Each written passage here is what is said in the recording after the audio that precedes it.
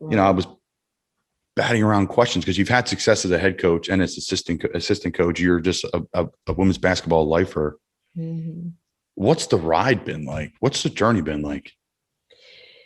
It's really been amazing. And, to think back at the beginning and now as I'm, winding down my career, I've experienced every level of college coaching, and then the 2 years I was in the WNBA. But it's been an amazing ride. The game has been really good to me. I have formed a lot of lasting relationships, and to me, that's what is. There's always another game. There's always more games. There's wins and there's losses, but the relationships, that's what is lasting to me, and that's where you learn and you grow through your relationships with other people, through other coaches, through players, through people. The NFL stands for not for long. Second down and goal from just inside the 2. Backs offset. Sharga and Armstead. Rollout. Walker still running out. Looks to the left. Wide open. Thompson touchdown. Colin Thompson with the touchdown. There was nobody within 20 yards of him. What a catch off the bobble. Colin Thompson scoops it up. Lofting corner the end zone. It is caught for the touchdown. The first NFL touch for Colin Thompson is a score. Too many words I left to say, so they get left behind. I can't let you go. I won't let you know. I'm drowning in your wine. Another night. What's up, everybody? Back to another episode of Not For Long Media. We appreciate you guys joining us. Episode 9, Mickie DeMoss. But before we talk about Mickie DeMoss, let's talk about some of our sponsors. Wealth Advisory Services, Paul, Dave at Wealth Advisory Services, located in Doylestown, Bucks County, Pennsylvania, right in my hometown. 2 gentlemen that I've gotten to know dearly, and they handle my money, and someone that I've been really fortunate to learn from over the years.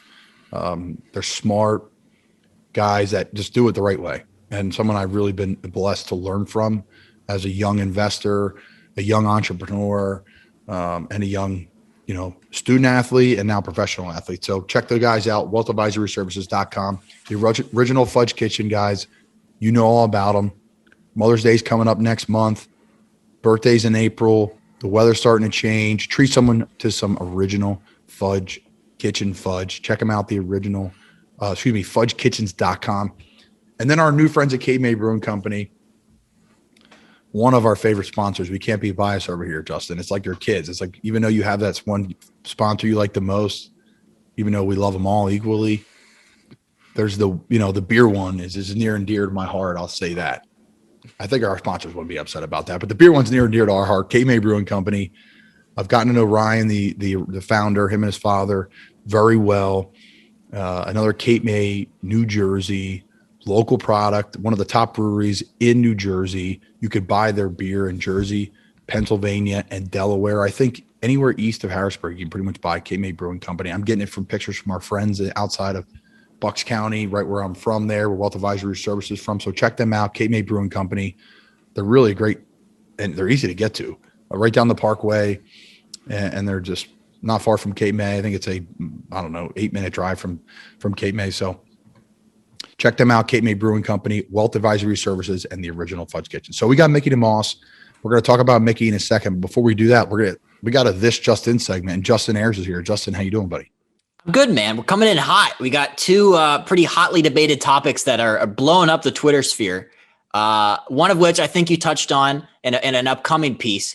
But I'm just going to jump right into it. This happened probably last Monday, so we didn't get a chance to talk about it in the last This Just In. But Julian Edelman, 12-year career wide receiver for the Patriots, announced his retirement. And almost immediately, nobody knows where this debate started, but the entire internet was debating, is Julian Edelman a Hall of Famer? And, everybody has a take on it. You were just listening to Colin Cowherd talking about his take on it. It's one of those things where, you might at first not really think too much about it, but maybe it's one of those things where you dig into it a little bit more and it kind of sways your opinion. Where do you fall on the Edelman thing? So you're going to hear Benny Fowler, who's an upcoming guest, Super Bowl champion, receiver across the NFL, Michigan State, say his opinion, and I'm not going to say it. You can listen next week and hear it, but he made some great points. He started running off some other receivers in the NFL, and he said, "You think they're Hall of Famers?" And I was like, I don't know. So I say this: Julian Edelman is a Ring of Honor member with the New England Patriots. For sure. He is a legend, a stud. Me personally, I would do whatever it takes to have the career Julian Edelman has had. He's a monster, and I love the highlight videos coming out with him. He's getting pressure, and Vince Young in Philly, I saw that highlight video when they rushed him off the edge, I think, on like a Hail Mary pass. He returns punts. He run down on kickoff and gets tackles. He was the ideal Patriot in the sense that he did literally everything for him. The McCourty twins come to mind, like a Deion Branch, like people that just did everything for New England over the years. And was beloved by the city. And I think a lot of recency bias is like, yeah, he made huge plays and he did it for a really long time. I think he made a lot of massive playoff catches. Obviously, everyone knows the Super Bowl one, but he did it for a really long time. You'll hear Benny Fowler get into it. But I feel like the world we live in today, hot topics, debates, who's the GOAT in basketball, LeBron or MJ, you know, like it's got to be debated right away. So I was like, yeah, he's in, no doubt about it. And then we just listened to Cowherd, which I thought was like really good. But the second time I listened to it, he's like, yeah, he's in. And he didn't really give a reason why. He said Randy Moss had 200-yard receiving years, or only has 100 reception. Yep. Randy Moss only has 2 or 1. Calvin Johnson has 1, I believe. 100 reception season. Julian Edelman has 2 of them. That was his argument. His argument was no one's had, bigger catches than he's had in the playoffs in the last 10 years. That's all subjective. So it's a lot of subjectiveness, and it's a shame because I feel like it takes away from Julian Edelman's career. Like the guy's an absolute monster and was a stud there. So I don't think he's a Hall of Famer, but I think he's a Ring of Honor member with New England, and he'll be, you could retire number 11 there and retire number 12 there. 87 would have to get retired too. There'll be a lot of players getting retired throughout that era. So I don't know if you can do that, but maybe Ring of Honor. What do you think, Justin? I mean, the arguments he was like throwing out, the Cowherd thing, he's like, oh, he's got 3 Super Bowl rings. I use this a lot in basketball. The arguments, like, it doesn't work now, but there was a time where Patrick McCall had 3, championship rings, 2 with the Lakers, or I'm sorry, 2 with the Warriors and 1 with the Raptors. And that was when LeBron, I think, had 3. And so I would always just like troll people with, Patrick McCall has 3. There's guys that have like 10 championship rings and they're not very good. And he's like, and then Cowherd's like, oh, you got to put him in there for the big moments. Well, then why isn't Tyree in the Hall of Fame then? Because that catch is way cooler. I like the fact that the NFL Hall of Fame is a little bit more exclusive. I didn't know it was this exclusive. Since 1990, only 5 wideouts have been elected to the Hall of Fame. Megatron, Isaac Bruce, Marvin Harrison, Randy Moss, and T.O. What? That's it? It is. Have debuted since 1990. But, I mean, I didn't know it was like that stringent, but then there's a part of me that's like, that's kind of cool because, basketball lets everybody in. Baseball is very like they're letting more and more people in. But I like the fact that, if you want to be in Canton, you gotta be awesome. You can't just let anybody in. And Julian Edelman didn't even have 7,000 receiving yards in his entire career. So not looking great. No, I think we could settle for this. Ring of Honor member in New England? Oh, yeah, he can have that. He can have his number retired, whatever you want to do in New England is fine. But to put him on the same level as some of the all-time greats at the position, just because, like you said, recency bias, Super Bowl MVP, gritty, he's also busted for PEDs. I haven't heard that brought up, but he did serve a 4-game suspension for performance-enhancing drugs there. So that would disqualify him from the Baseball Hall of Fame. Yeah, that's sure. A good point. Isn't that funny? Like no one even mentions that in football, and it doesn't happen a lot. Everyone's like, "Oh, they're finding a way to do it." Listen, guys get suspended because they did it. Like simple as that. Like, but if that happened in baseball, person's done. Like you're done. You're not even sniffing the Hall of Fame, and you're not even. Yeah, I mean, wow, I didn't even think about that. So yeah, I have like Bonds and Clemens still aren't in the Baseball Hall of Fame, the best hitter and the best pitcher. Because of their steroids. Why haven't we talked about that with Edelman yet? So just something to chew on. But like I said, I don't know where this debate started, and it took over the entire internet for like 4 days. Let us know your thoughts, folks. Tell us how crazy you are. I got one more thing for you. This is a little bit lighthearted. So the Cincinnati Bengals unveiled their new uniforms today, and they look almost identical to their old uniforms. They're still like, they still have the tiger stripes. They still like, I'm pull up a picture here. Like, I'm looking at it now. there's a all white one that's cool, but to the naked eye, unless you have a list of what's new and what's different about them, they look exactly the same. So, and that's the thing, when NFL teams release their uniforms, the debate happens. Is it good? Is it not? And also this one kind of stirred a little bit. What are some of your favorite uniform combinations out there in the league right now? Because I have a bunch, but you see them on like a, day-to-day basis out there. Well, I'll say this about the Bengals uniforms before we get into that. I like them. I think they're a little just cleaned up a little bit, right? It's a little cleaner, crisper. It's the world we live in today. Like, it's kind of the LA vibe of just like simple. It's obviously they got the right guys wearing uniforms, right? In these pictures. Don't let anybody tell you differently. Like, they don't have me in the uniform day. It's like Christian McCaffrey. Let's see who else. Brian Burns for us in Carolina. Like, Sam Darnold's not going to be there on uniform day. Like, I don't even know Sam yet, and he's a great guy, I'm sure. But yeah, Sam may not be doing uniform day. Like Teddy B with the sleeves, like he's not doing uniform day. Trying to think of some other guys who are not doing uniform day. So yeah, they have the right guys wearing the uniforms. They look sharp, and they look the same. Like, the only thing that looks different is the new white one. Like, I don't remember that being a part of their regular combination, but the orange with the tiger stripes still on the shoulder, like, I don't know what they took away. It looks just a little cleaner. It just looks a little cleaner. That's all. Okay. That's my gut. But so my favorite NFL uniforms, there's some good ones for sure. There really is some good ones. I'll be biased. I'm going to talk about us in Carolina. I think you got great colors. I think you got to start with the colors, right? Got the Carolina blue in a way, the white and the black. You can't go wrong there.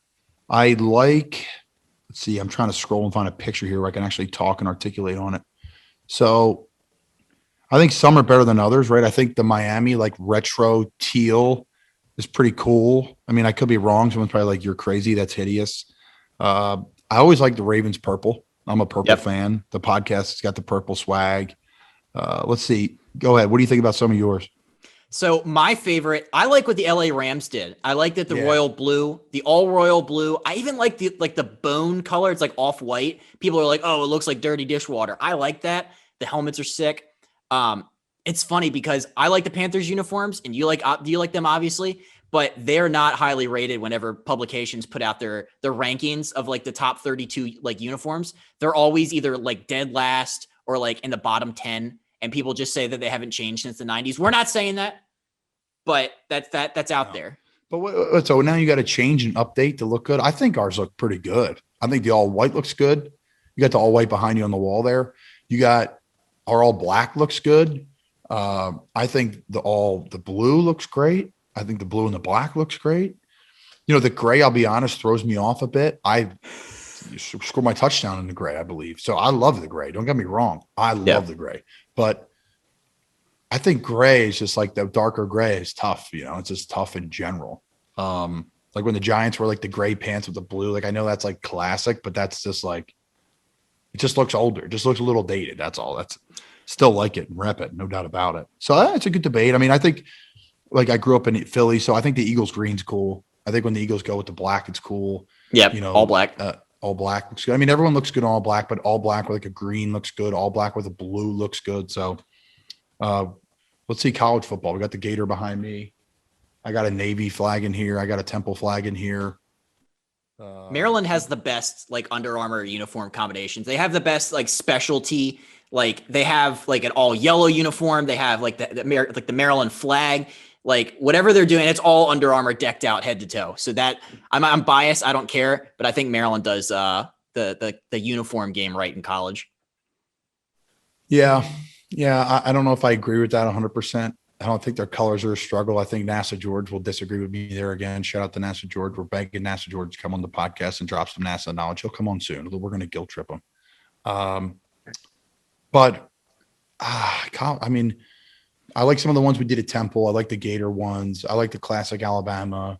The classic Penn State's nice, even though I have no love for Penn State. I love a lot of their players, but cannot respect. I'm on a Temple out. I can't respect that. Let me see who else in college football. There's some good ones for sure. USC is a classic. Texas is a classic. There's some good ones. We didn't really dive into that too much, but UNC, obviously, swagger with the colors again. Just fantastic work out of them. Can't go wrong. The sky blue. Yeah. I used to get Butch Jones used to send me, when he was the tight end coach of Carolina, like a handwritten letter with a little tight end play drawn on it. And, he's like, here's you. And it would be like a little score, like whatever, like into the end zone, like X's and O's, like a real X's and O's play, which I thought was really cool. And he put the name of the play there and whatever, but I would be jacked up for UNC. Like they were in my top recruiting thing just because of the color. Like that's where you're at when you're 16 years old, even though I thought the program was pretty solid there too, but I like their coaches, but that's neither here nor there. So, yeah, that does it. NFL jerseys, best NFL jersey, Carolina Panthers, prove me wrong at me. And that's it. Best team in the NFL, Carolina Panthers. Did I say that out loud? Am I allowed to? Yeah, I think so. I like our team. I'm biased, so I will say. So I think that's it, Jay. We good to go, brother? Yeah, man.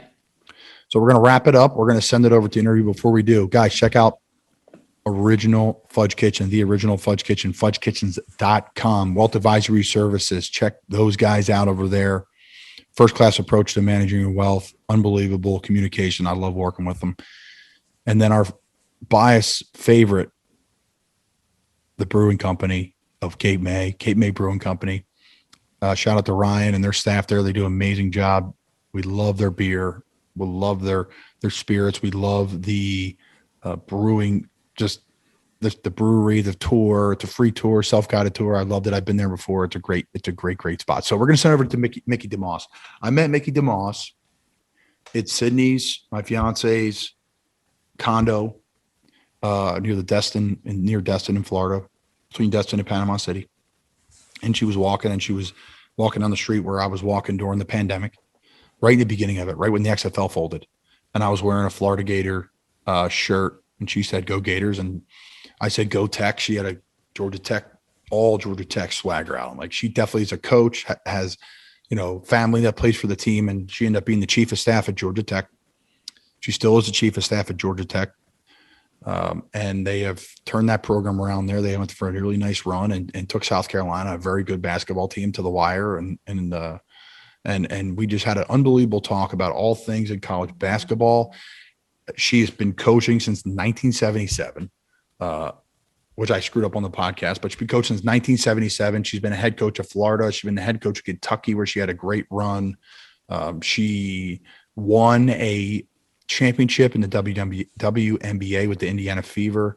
Like I said, she's currently the chief of staff at Georgia Tech. But what she's really known for, guys, she's a women's basketball Hall of Fame coach. She's one of the first, if not the first, assistant coach honored into the Women's Basketball Hall of Fame because of her time at Tennessee. And she was a part and the top assistant at Tennessee under the late great Pat Summitt. They went to 13 Final Fours while she was there. She spent 18 seasons in Knoxville in her first stint, and then went back again after Pat left the program. So she's just a Tennessee legend, a women's basketball legend. And I think you guys are going to like our funny stories. She's just a great woman who I've been able to call a friend now, have some cocktails with. Shout out to Cape May Brewing Company. And someone who I really, really enjoy. And she's got a great story, a great message. And I think you guys will enjoy this podcast. So check out our sponsors. We appreciate you guys' support, and we're looking forward to seeing you guys soon on another episode of Not For Long Media.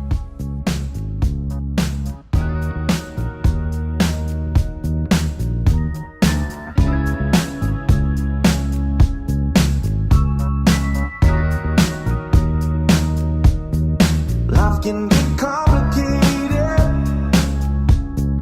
9 to 5s make it crazy. We need some time away from. All right, so explain the transfer portal. We were talking about it off air, but can you guys explain what's going on right now in college basketball with the transfer portal and what's going on at Georgia Tech? Yeah, the transfer portal has opened up a whole new recruiting base for college coaches.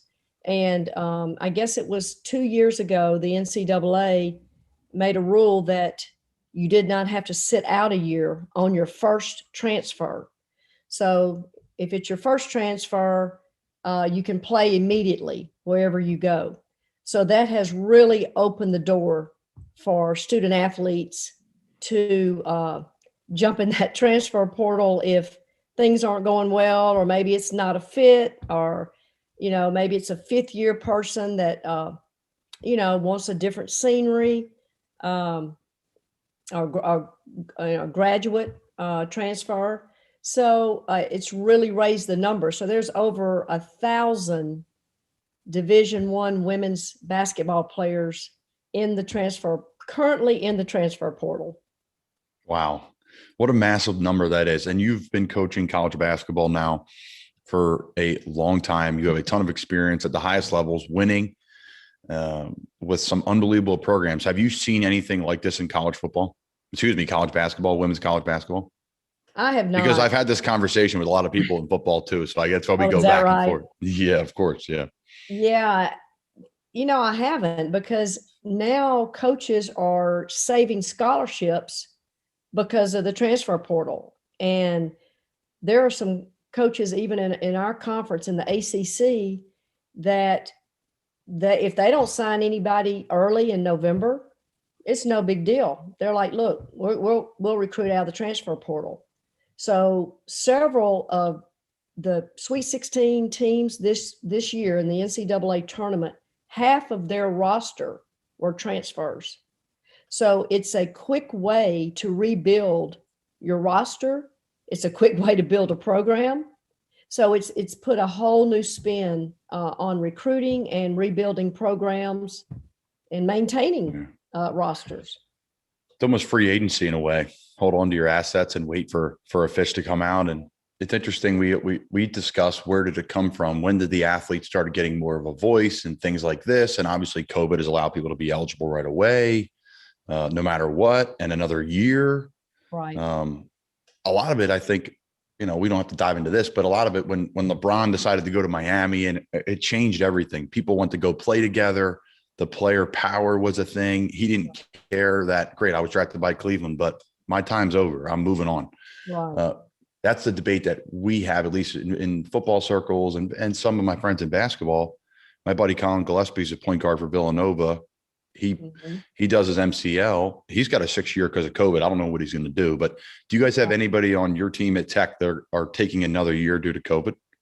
Absolutely. We're very fortunate that we've got 2 seniors that are technically seniors this year that could have declared for the draft. They had a few nibbles from some WNBA teams, and one is a European young lady from Italy, and had some pro teams in Italy looking at her, but they decided to come back. So that's the positive side of COVID, is that these 2 young ladies decided to stay at Georgia Tech and play their 5th year with us. So that was a huge plus in our recruiting, because we don't have to. It's not as much pressure getting in the portal right now, trying to sign another point guard or signing a 4-player, because that's obviously the positive side of it. But when the athletes getting more voice, I think one of the examples that I remember reading about 2 years ago, their argument was coaches get to pick up and move. If they get a better offer somewhere, a better contract, more money, they can pick up and move. There's no penalty for a coach. So why aren't we afforded those same rights as student athletes? And right now, so many rules lean toward protecting the student athlete. I don't think the NCAA wants to mess with any lawsuits right now. So most of the rules are designed to protect the student athlete right now. There is some good and there's some bad. I think, yes, there's some things that I disagree with what the NCAA did, but overall, if you take advantage of your experience in school, it will change. Absolutely. You've seen it. You've been coaching since '83. It will change your life, the trajectory of your life. I'm coaching football down here where I'm living in Cape May, New Jersey. And we have some talented players. I'm like, you guys should just go walk on. Like, what do you mean? they're trying to find the right D2 or D3. I'm like, just go walk on to a big school. They're like, I'm like, guys, there's 120 football players on a football team. Just go walk on. If you can afford it and you get in, you'll make the team as a walk-on. That will change your life forever. You may play on some special teams over 4 years. Maybe you get a scholarship your last year, but it will change your life forever.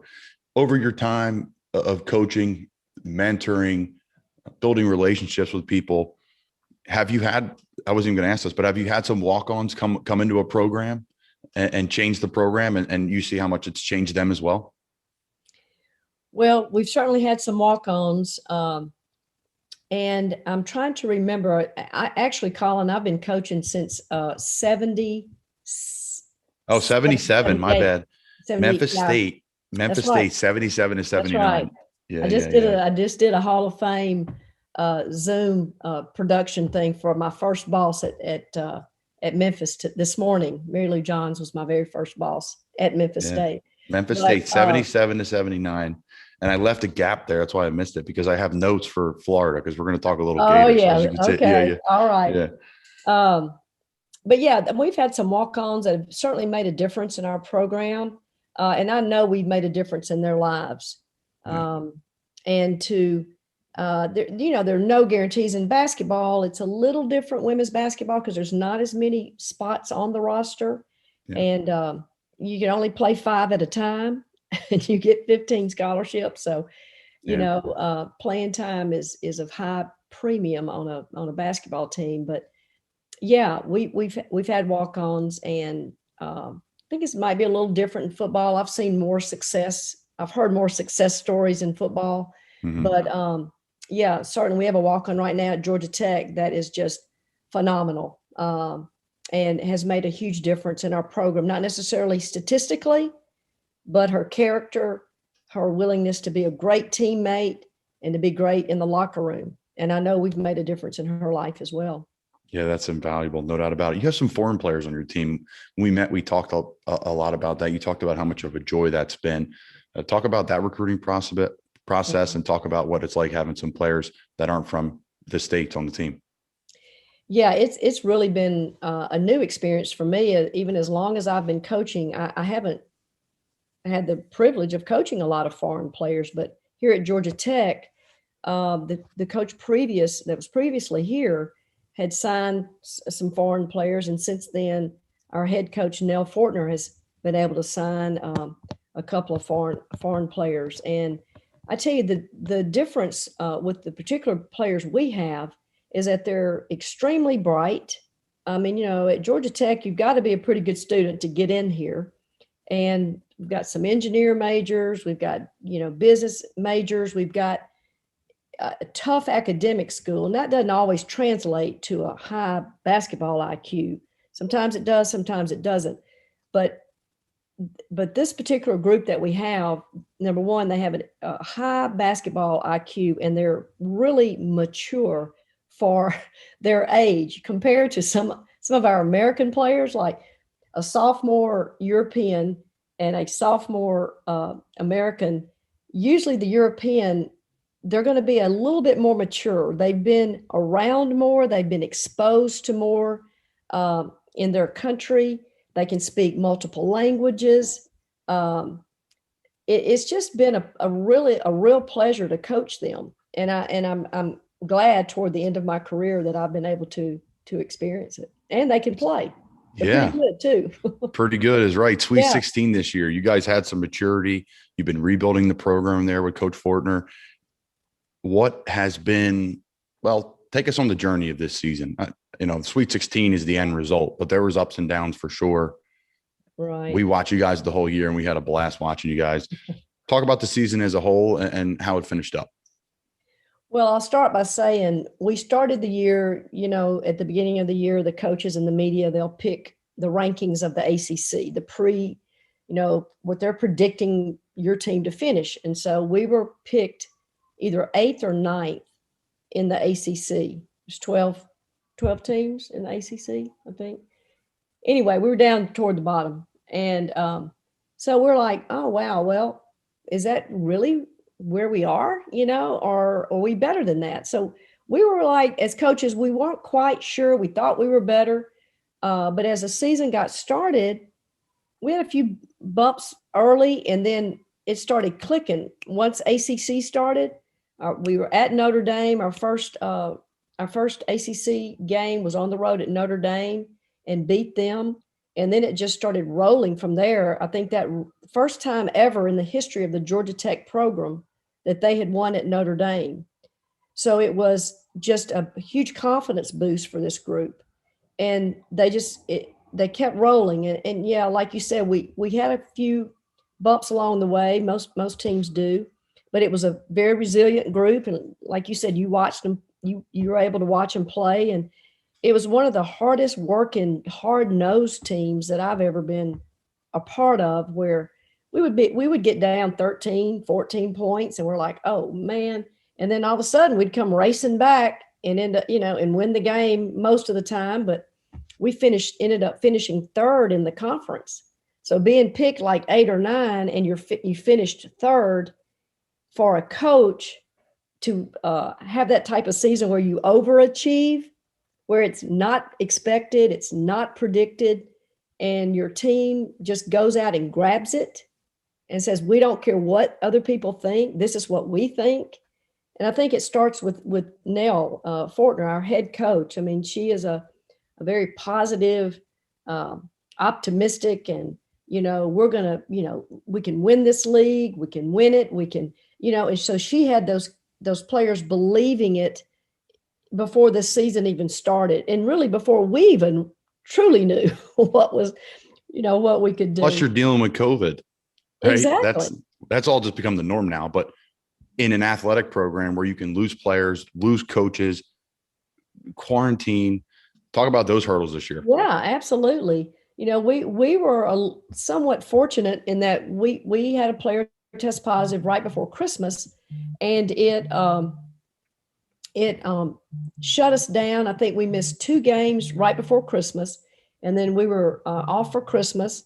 And then we had a coach test positive, and all the coaches, because of contact tracing, the coaches were out for 10 days, but the players, they could practice. So we were Zooming practices. We had 3 TVs set up around the court, and we were watching, we could flip which end we were watching, and then we would call the players over to the TVs, positions, whether it was the frontline players or the back court. And we were like, okay, barking orders out, this and that.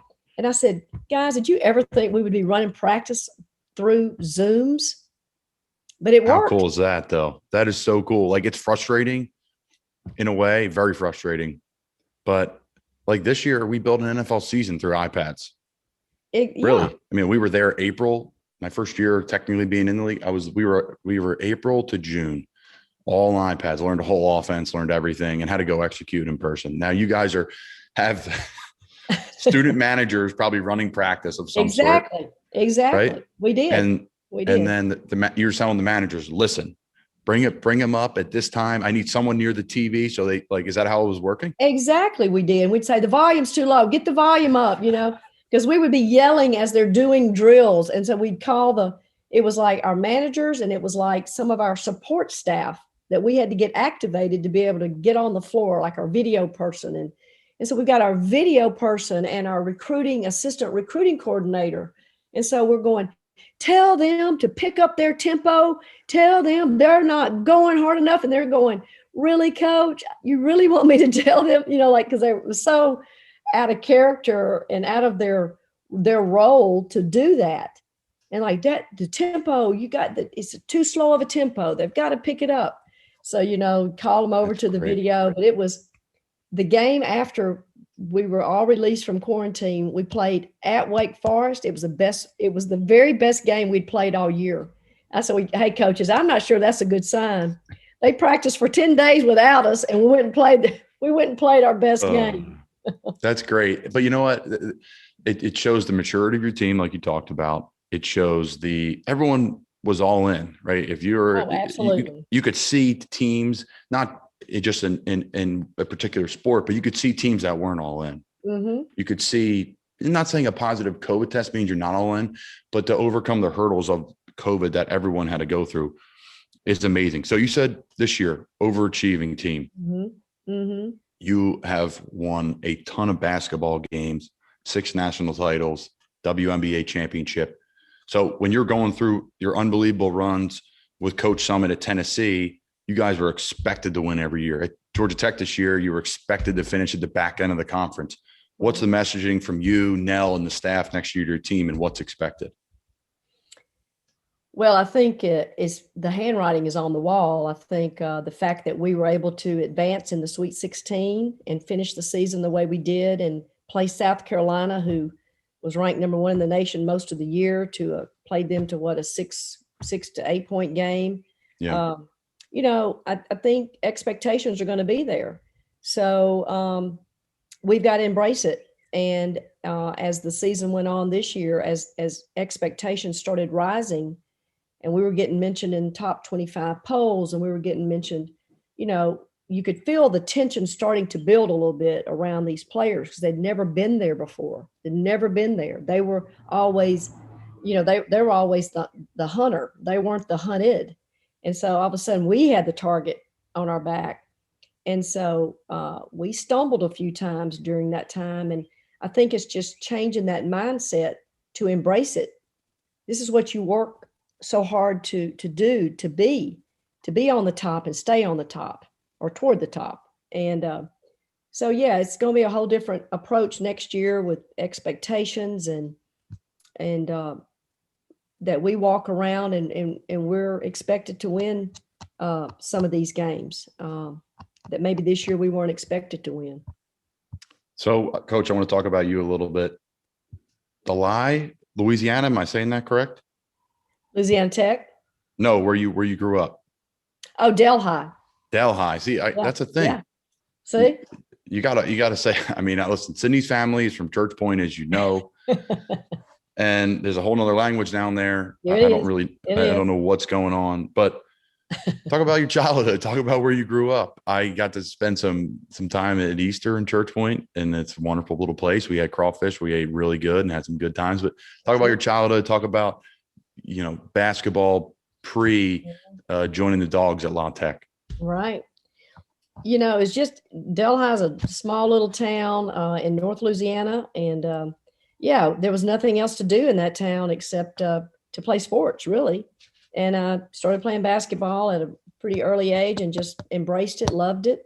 And fortunately, it kept me out of whatever trouble. So either you drank and partied all the time or you played sports. And so fortunately, I fell in love with basketball. So I was able to stay out of trouble most of my high school days. We had a good little high school program there. We'd won state 2 years of my 4. And Louisiana Tech was starting a program there. I played on their very first team at Louisiana Tech and ended up being one of the best women's programs in the country. Louisiana Tech won the first NCAA women's title in 1982. So I'd like to say that I got it all rolling there. Yeah, you set the foundation. And the Kim Mulkey, who's the head coach at Baylor University, they have an outstanding program. She was a point guard at Louisiana Tech after I left. I said she never really fulfilled my shoes there, but she certainly tried. But she was a heck of a point guard. She's a lot better than I was. But Louisiana Tech had a really, really good women's basketball program, and I was fortunate enough to be a part of that and have some really good coaches there.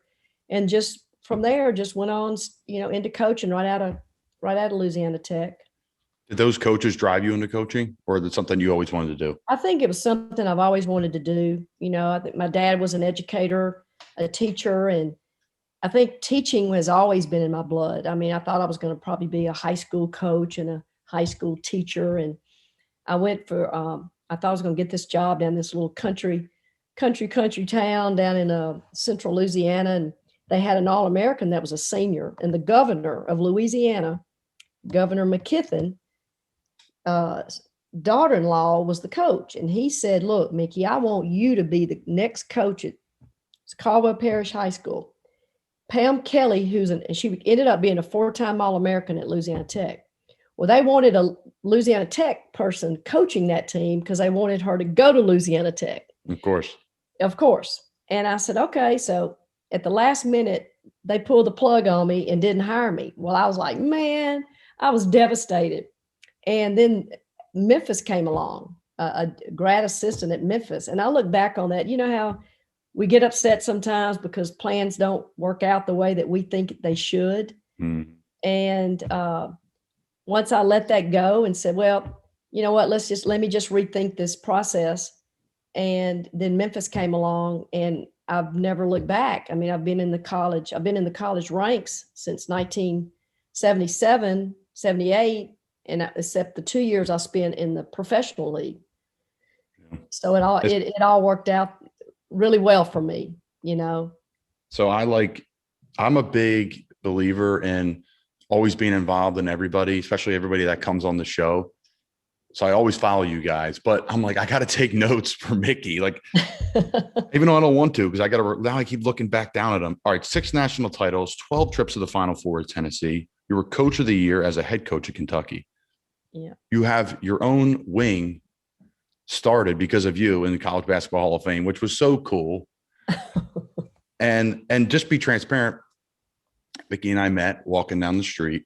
That's right. In little Santa Rosa, Florida. And you were decked out in Tech gear and we were wearing Gator stuff. And I said, go Tech. And you said, go Gators. And we met and started talking. Similar personalities. Here we are. Right. So, right. You know. It was a great day. It was a great day. That we met. Yep. It was fun. Yeah. We've had some good times. So when you told me that, you're like, yeah, in a very humble way, you were telling me, I want to learn more about the game of women's basketball. And you're like, yeah, we have our own wing, you know, myself and there's a UConn coach in there as well. And there's some other members now, but the first assistant, right. You know, I was batting around questions because you've had success as a head coach and as assistant coach. You're just a women's basketball lifer. Mm-hmm. What's the ride been like? What's the journey been like? It's really been amazing. And, you know, to think back at the beginning and now as I'm, you know, winding down my career, I've experienced every level of college coaching, and then the 2 years I was in the WNBA. But it's been an amazing ride. The game has been really good to me. I have formed a lot of lasting relationships, and to me, that's what is. There's always another game. There's always more games. There's wins and there's losses, but the relationships, that's what is lasting to me, and that's where you learn and you grow through your relationships with other people, through other coaches, through players, through people you meet at different schools. Athletics really has a way of bringing people together, and it's just a common thread that once you've been in athletics, just like you and I mean, and Sydney, your fiance or girlfriend, I'm not sure. Fiance, yeah. Status right now, but you know, she played field hockey at lacrosse of Florida. Yeah. And you know, when you're an athlete, particularly at that level, and you know, you can just look in each other's eyes, and you know what you've been through. You know what the sacrifices that you've made. You know, and it just is an immediate bond there. And I think the ride has been indicative of that. I met so many coaches along the way, and still involved with so many former players. Can you imagine coaching 43 years, all of the former players I have out there? Does one coach for you or coach with you now? Yeah. One coaches. Yeah, she sure does. Tasha Butts played for me at Tennessee, and then we worked together at LSU. And when Nell got hired, she's a Georgia girl. I said, you need a Georgia girl on your staff. I said, I've got one for you. So we got her from LSU, which the coach at LSU was a former player of mine, the head coach. But I think we've got, I don't know, probably at least 15 to 20 former players that are coaching on the collegiate level right now, collegiate or WNBA level. So you gave me this book that's in my car. I got the light here, but it's quotes from the Summit by Pat Summitt, coach of the century, not the decade, the century. Century, yeah. And I saw this going through it today. I was looking at some quotes. You did the forward in the book, and I'm bouncing around here. 100% student graduation rate at Tennessee. Yes. I mean, I think it gets, people talk about graduation rates and how great it is, but like you have to be all in for that stuff to really matter as a coaching staff, in my opinion, and your players. And then it becomes a part of the culture with study halls and, academic advisors and all the things that no one knows about. How did you guys accomplish that? Like winning games, you can recruit players to win games, but that's people putting the work in behind the scenes, the people, obviously the students putting the work in. How do you guys accomplish that? Yeah. I can tell you this, because Pat was at Tennessee. I was there 20 years. I think she was there 30. I'm not sure how long Pat was actually the coach at Tennessee. 30. You were there 85 to 03, and then you had 2 more years you came back. So I was there a total of 20. I think she was there. I'd say at least 30, 33 years. 30. Oh, here we go. I have the book right in front of me. Okay. 38 seasons. Oh, 38 seasons. And she coached 168 players at Tennessee. Okay. And she had 100% graduation rate when she was the head coach there. That is no accident for 38 seasons. That is a plan that is intentional. And if you look at her, sorry, I keep cutting you off. The accomplishments, they're the first 2 things. Then it says 8 national championships. So I think it's really cool. Oh yeah. But go ahead. Sorry. Yeah. She always said, "You're going to come here." I've been in many homes with her over 20 years. And the first thing she would tell parents, your daughter will get a degree from Tennessee. Now, unless she leaves before her 4 years are up. And if she leaves, I have no control over that, wherever she goes, if she wants to leave or if she gets dismissed, whatever happens. But if she stays with me for 4 years, maybe 5, then however how long it takes her to get it, but she will get a degree. And so then as we progressed in our program, 10 years passed, 12 years passed. Well, still had 100% graduation rate.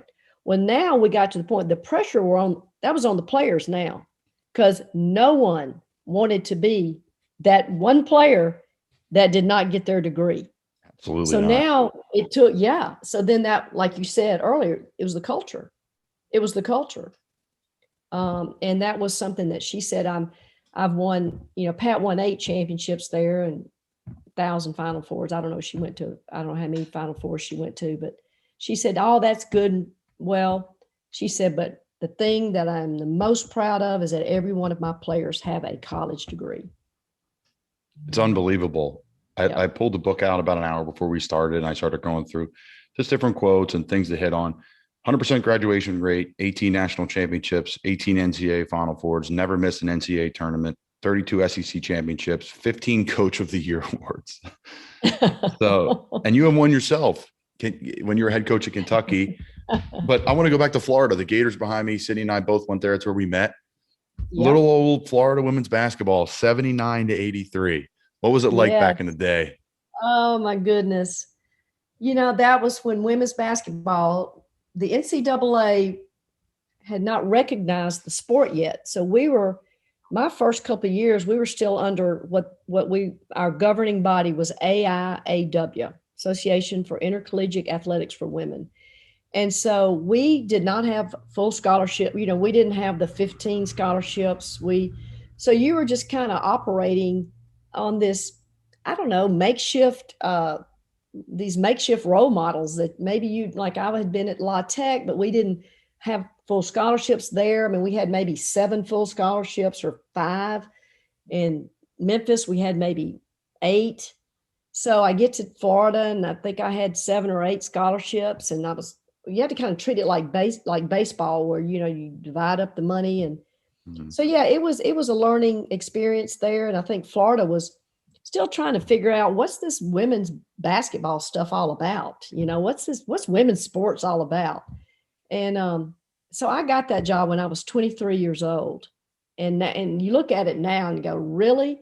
I mean, that would be almost impossible. I think Pat came to Tennessee when she was 22.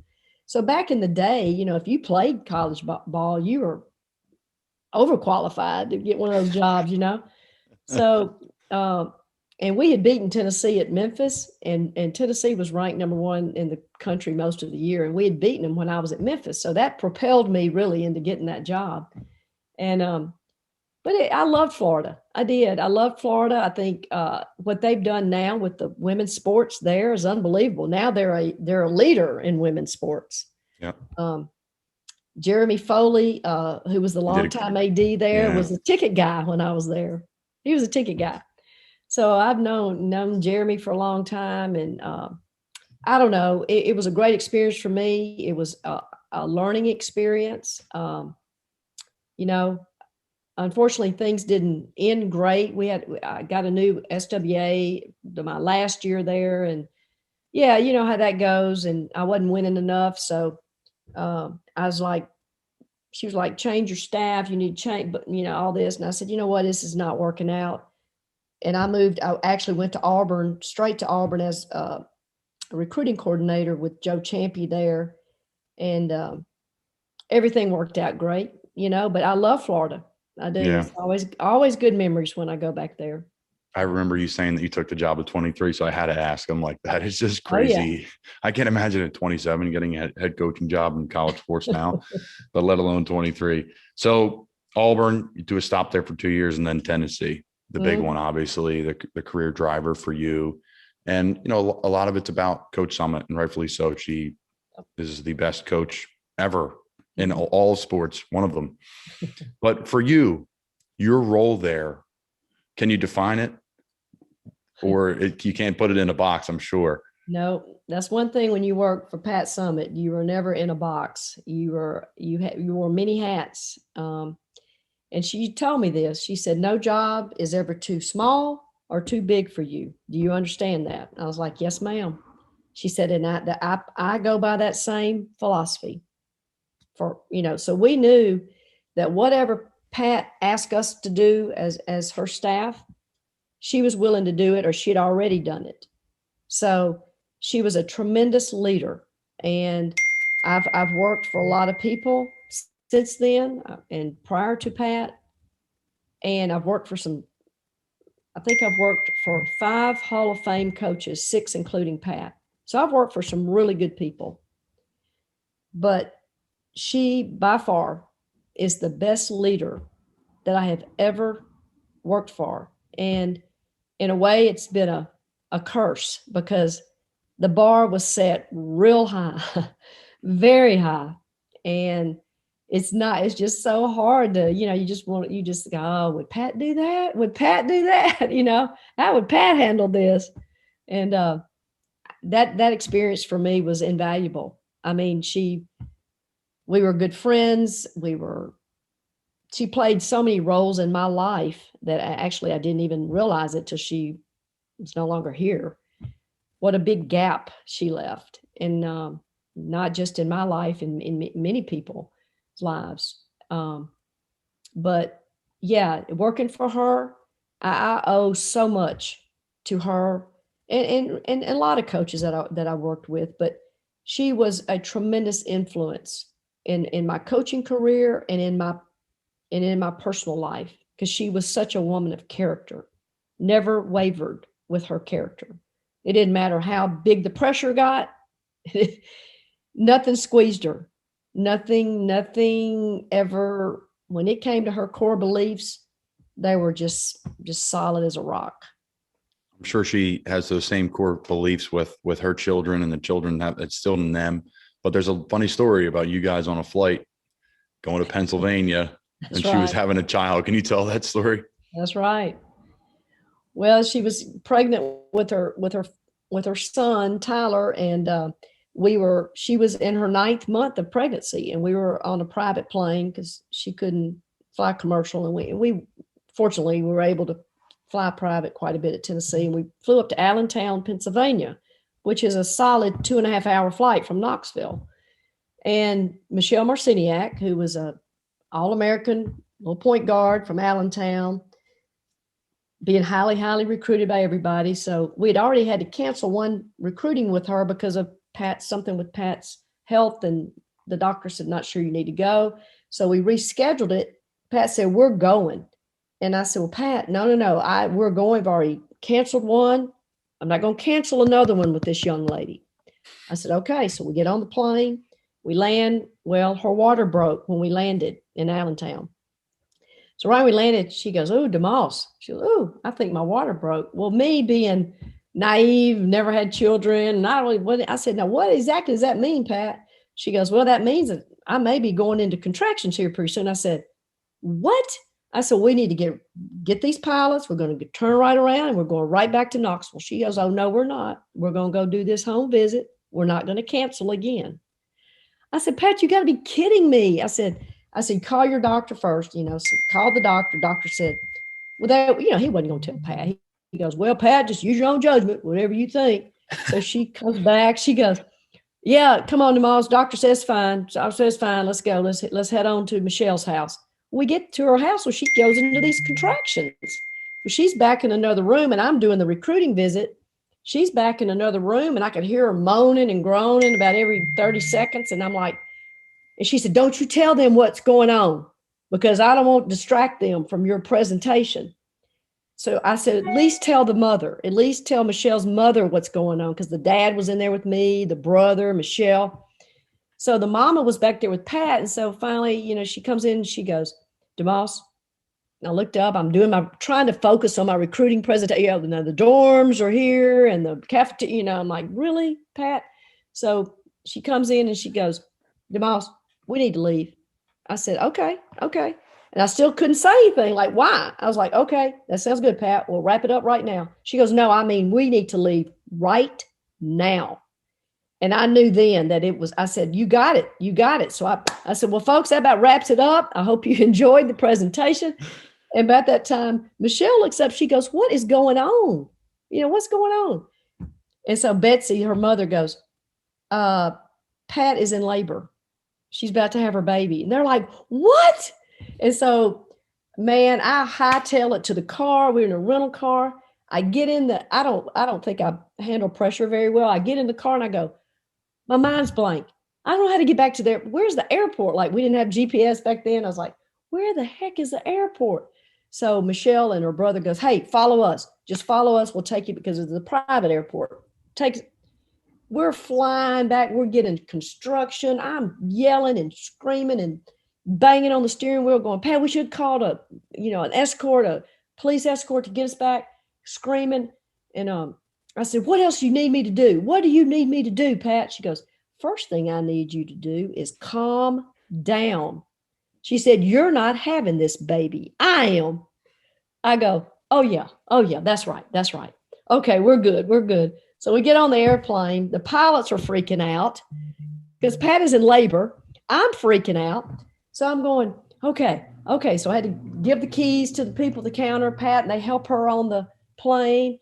And so when I get on the plane, she hands me this glass, and it's 2 shots of Jack Daniels. She goes, "Here, DeMoss, this is what I got you." And I look at her because we didn't have any alcohol on the school plane. And I said, "Where did you get this?" I said, "What is this?" She goes, "It's Jack Daniels." I said, "I don't know, Pat. I don't know if you need to be drinking, like going." She goes, No, it's not for me. It's for you." And I said, "Okay." I said, "Where'd you get that?" She goes, "The plane next door. I sent the pilot over there to go get you some bourbon." And I said, "Thank God." So that was the longest 2 hours. It took us 2 hours to get back because those pilots put the pedal to the metal. That little School King Air, we were going as fast as that thing would go. They kept telling me, pilot would come back and I was massaging Pat's back. She was moaning and groaning. Pilot would come back and say, "Now, Mickie, I've got an ambulance in Virginia, in Richmond, Virginia. Now, we can sit this plane down. You're going to have ambulances there waiting on us. We've got everything worked out." So she could hear the pilot telling me that.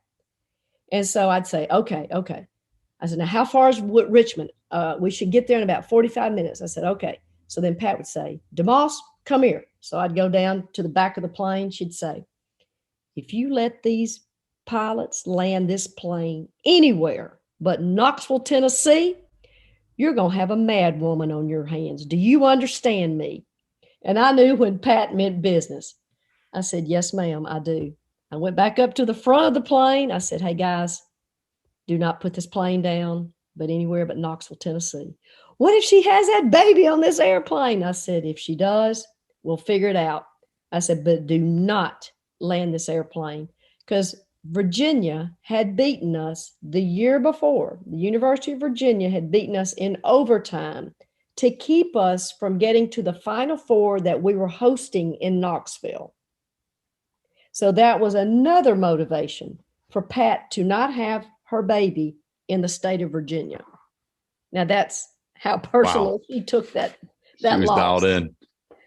And I said, okay, you got it, Pat, you got it. And so I was trying to motivate her and talk to her and going, Pat, you can do this. And, and so-and-so's mama had 11 children. Remember her? It was some kid we'd recruited, and she had 11 children. I said, remember Miss So-and-so? She had 11 children. Surely you can have one. And she goes, I'm not worried about the pain. I'm not worried about that, Mickie. And I go, what are you worried about? I'm just worried about having this baby on this airplane and you having to. I said, oh, well, that makes two of us. No, you don't need to have this baby on this airplane. I can assure you that. So somehow we got back to Knoxville in time for her to have that baby. And we had ambulances there waiting, and her husband was there. And about the time we got close to Knoxville, I was going, Pat, we're almost there. We're almost there, buddy. We're almost there. And she said, you're going to come in the ambulance with me, aren't you? And I knew I wasn't. I was so done with that. I said, Pat, look, you got medical people there. RB's going to be there. I said, no. I said, you don't need me there. She goes, yes, I do. I said, why? She said, you're the only one that knows what to do. I said, I know you're delirious now, if you think I'm the only one that knows what to do. So I said, no, I'm out. I said, you're going to be in good hands. So they got her to the airport, and she had her son a few hours later. Wow. Where do I even start? A couple questions. Well, one statement first. The pilots have that story to tell for forever. Exactly.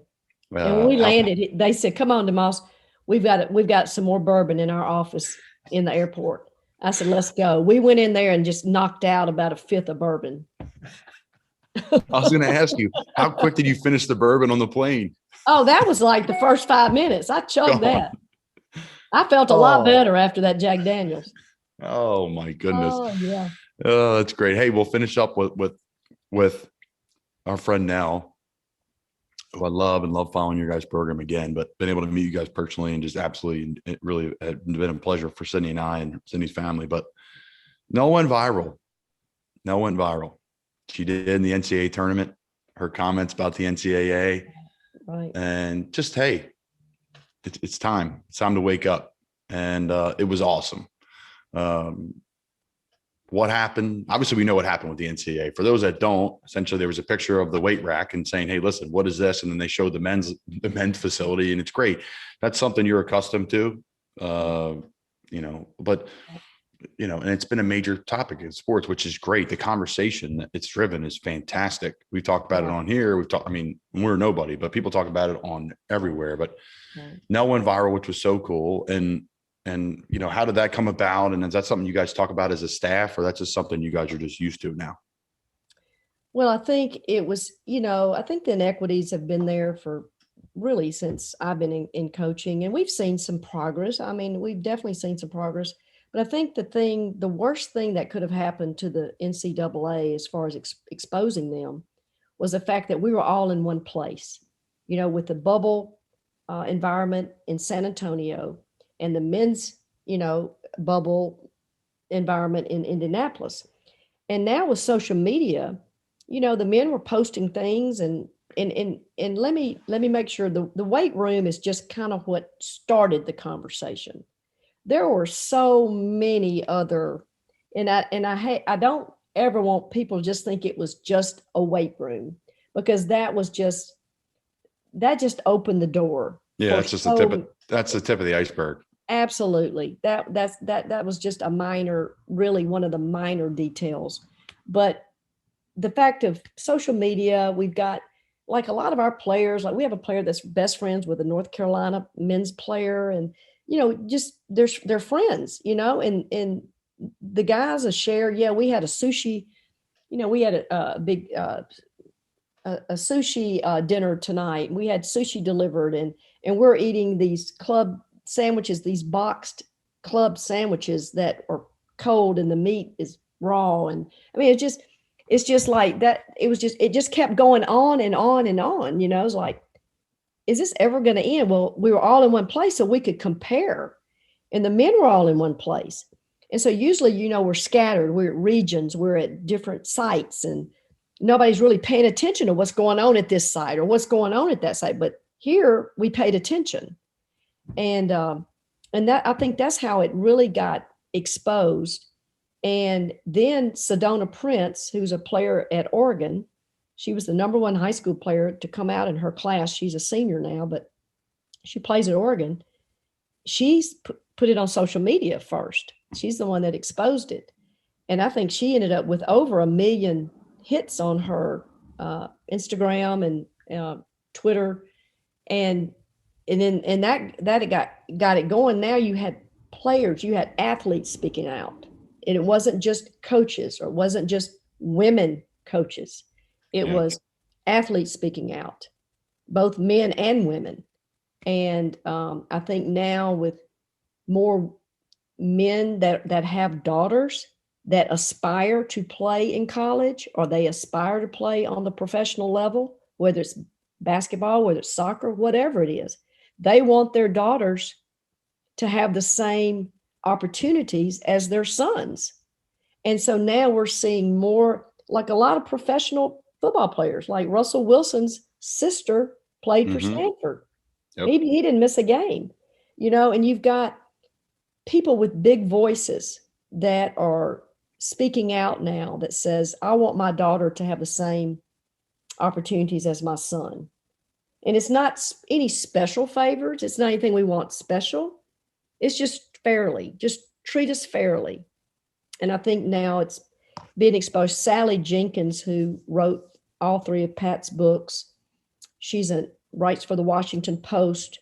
Her dad was Dan Jenkins. He was a big time writer, wrote for Golf Digest. And anyway, she really wrote some articles where she brought numbers out, you know, what the what we actually make, but what we've been told our budgets were, and what we were told that we were always a deficit, that we were always operating in the red. And she brought these numbers to light.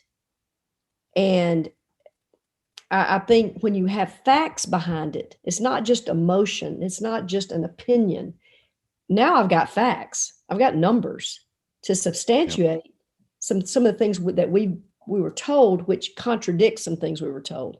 So I think those types of conversations now are going to be had, and hopefully we'll see some changes, Colin. And change does not happen overnight, but we need to speed the process up just a little bit, and hopefully that will happen. The ball's definitely moving a lot faster than it used to, which is awesome. And it is brought to the table. Sweet 16, I noticed, up 67% in viewership, 4.1 million watching the championship game. We were dialed in, and we weren't the only people. Obviously, we know you guys when we were dialed in, but we weren't just watching Georgia Tech. It was fun to watch, along with the men's tournament. Why not? They coexist together, and it's fantastic. Exactly. But before we let you go, the last little quick question. What's that crazy man Jeff Collins up to down there now? We talked about culture and branding. Is he running around? What's he doing? Look, he's full of energy. I can tell you that. He was so great during our run in the tournament. He sent us a video before every game, and we would play it. You know, he sent us a video. Josh Pashner, our men's coach, sent us a video. The strength coach that works for football. I mean, there were all the football teams sent us videos. I mean, the thing about Georgia Tech, it's not a huge athletic department. It's not a mega school as far as its students, as far as student population, but it's a tight-knit athletic department. And so I know that we've really enjoyed getting to know Jeff and what he's doing with this football program. Nell, I mean, our staff supports them and vice versa. And it's just been fun to watch. And we have a lot of optimism about what he's going to do with this Georgia Tech football program. He works at it, boy. He's He's a diehard worker. And yeah, we're excited that he's part of our Georgia Tech family. Yeah, he's done wonders for me, and he doesn't even know it. When I was out of football and got cut from the Giants, and I was trying to get back into the league, and I needed a place to train, he opened the doors up. My coach, Matt Rule, left. My strength coach left. I had nothing. And he's like, hey, listen, there's 10 lockers for all the alumni that want to come back and train. So I was able to leave clothes there, get my clothes washed by the equipment staff, and take the train in and out of Philly every day and train 5 days a week. It kept me sane for about a 2 to 3 year period. Right. And it gave me a shot. If not, I would have whittled right out. I would have been at my local YMCA. I wouldn't be getting pushed. That's awesome. That's awesome that coaches will take that, because he didn't have to do that. And no, not at all. You know, and that their generosity, the fact that they care, and you know, it means a lot. And like you said, he may not even know what a difference that he made in your life and in what you're doing right now. In fact, being in the league, but it does. Coaches can have a huge impact on people's lives. And I did radio at Temple, and I was interviewing Jeff after games. Hey, coach, how about the win? Like, it's just crazy. I was thinking about that today. I'm like, man, how things have changed a little bit. So you'll have to come see us at Georgia Tech. I can't wait to come down. You need to make a trip down. Yes. Well, we'll play Atlanta this year. I'll be able to definitely come out and get a bite to eat with you guys night before the game. But please. Yeah, hopefully we're in town. We can come to the game. Yeah. Yeah, that'd be great. Yeah. Hook you guys up with some tickets. But Mickie DeMoss, a friend and so successful. I mean, we could have talked for 3 hours, but we got a great 40 or so minutes in, and I really appreciate your time. Well, thanks for having me on, and it's been a pleasure getting to know you and Sid. And I followed the Panthers this year. I saw your touchdown. I was so excited. We actually got the Panthers on regionally that game. And I was so excited, you know, always pulling for you, and looking forward to following you again this year. It's going to be a great year. Thanks for coming on. Yep, I enjoyed it. Just to be a distraction. And even though time goes on and you found someone new, I never thought you were acting. But on the come around, you'll be another one on your own, and no one will be laughing. And I don't care